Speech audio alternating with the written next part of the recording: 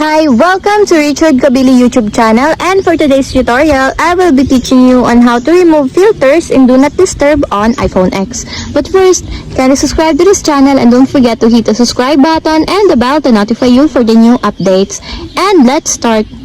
Using your iPhone X, from your home screen, first go to Settings. Then in the Settings, scroll down and click the Focus. Then in the Focus, choose the Do Not Disturb.